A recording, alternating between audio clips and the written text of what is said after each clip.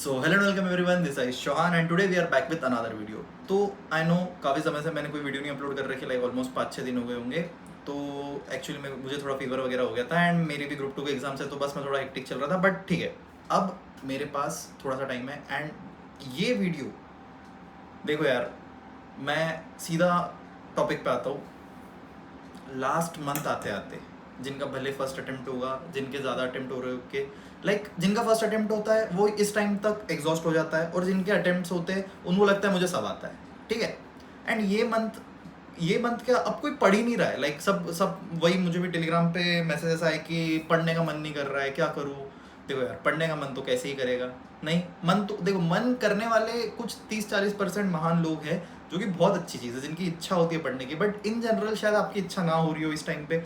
But हम time waste नहीं कर सकते इस टाइम पे। आपको पता है, लाइक जिसने अब तक कुछ नहीं पढ़ा होगा ना, ये 2-4 चीज़ें फॉलो कर लेगा ना, मैं गारंटी देता हूँ उसको बाद में ये रिग्रेट नहीं रहेगा कि यार मैंने तब पढ़ लेना चाहिए था। ठीक है, सबसे ज़्यादा रिजल्ट वाले दिन ना, देखो हमने मेहनत करी है, हम बाउंड्री पे फेल हुए 140 145, कोई एक सब्जेक्ट हम पैनिक कर गए, ठीक है। बट मन को ये एक संतुष्टि होती है ना, like okay we did our hard work, हमने जितना करना था हमने किया, हमसे जितना बना हमने उतना किया, एंड हमने हमारा टाइम वेस्ट नहीं किया था।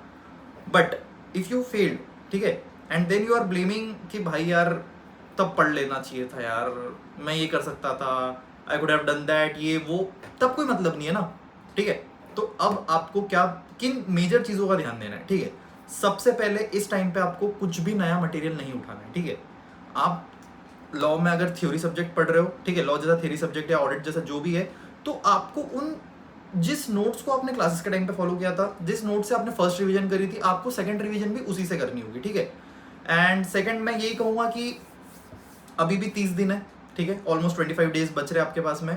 25 दिन में जिस बंदे का एक ही ग्रुप है, ठीक है, या फिर जिस बंदे के बहुत ग्रुप्स है, वो उसकी तो अलग प्लानिंग चल रही होगी। बट अगर if I talk about one single group जो अभी एक ही ग्रुप अटेम्प्ट कर रहा है, या फिर ग्रुप 1 अटेम्प्ट कर रहा है, ग्रुप 2 अटेम्प्ट कर रहा है, तो ग्रुप 1 वालों के तो 3 तारीख से पेपर शुरू होने वाले, एंड स्टार्टिंग के 4 दिन आपको अकाउंट्स के लिए स्पेयर करना ही चाहिए मिनिमम। ठीक है, इस बीच 18 दिन आपको 10 घंटे, 11 घंटे, 8 घंटे, जो भी आपका टाइम स्लॉट बैठता है एकदम बहुत ज़्यादा अच्छे से, आपको उस टाइम पे इफेक्टिवली स्टडी करना बहुत जरूरी है। ठीक है, अब मैं इस टाइम पे शायद मेनली वो लोग ये वीडियो देख रहे हैं जिन्होंने अब तक कुछ भी नहीं पढ़ा है।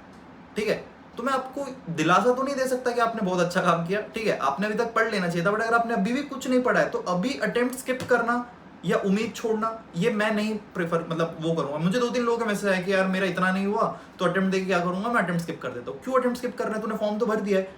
अगर फॉर्म भर दिया तो रिजल्ट तो तेरे नंबर का बनेगा ही, उस पर फेल फेल लिख के आएगा, उससे अच्छा एग्जाम्स तो दे दो यार।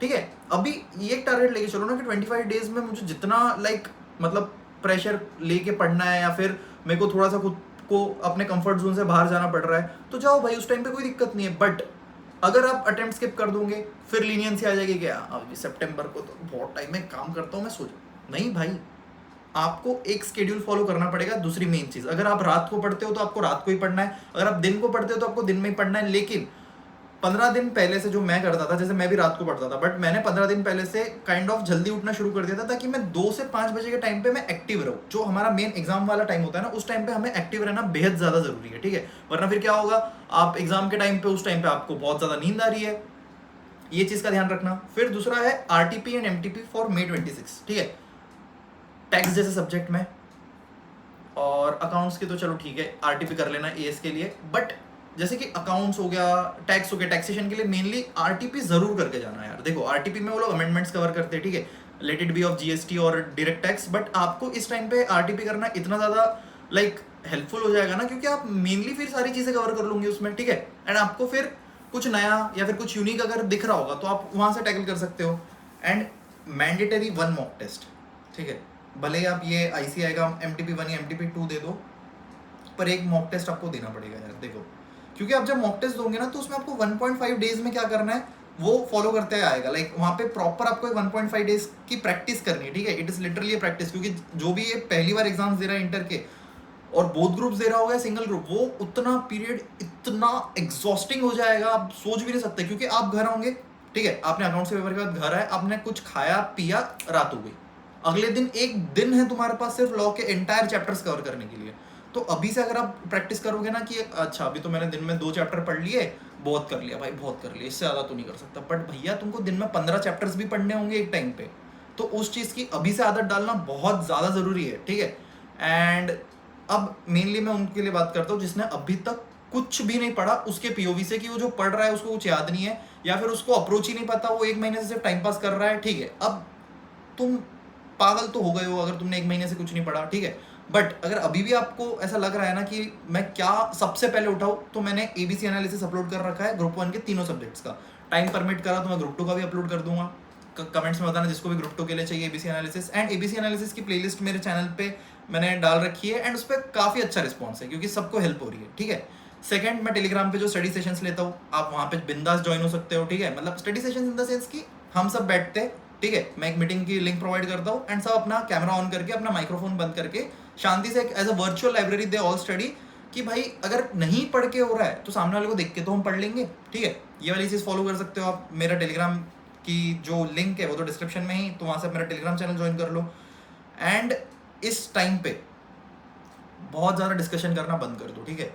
अपने दोस्तों से, भाई तेरा कितना हुआ, वो कहेगा यार भाई मेरा तो ये हो गया, मेरा कंसोलिडेशन हो गया, मेरा अमेलगमेशन भी हो गया, बस सीएफएस भी हो गया, मेरे 3-4 एएस बच रहे, एंड उसके बाद में बस मेरा ब्रांच बचेगा, बट वो मैं 2-3 दिन में कर लूँगा। ऑन द अदर साइड, भाई मेरा तो कुछ भी नहीं हुआ है, मैं तो सिर्फ इंटरनल रिकंस्ट्रक्शन किया अभी तक।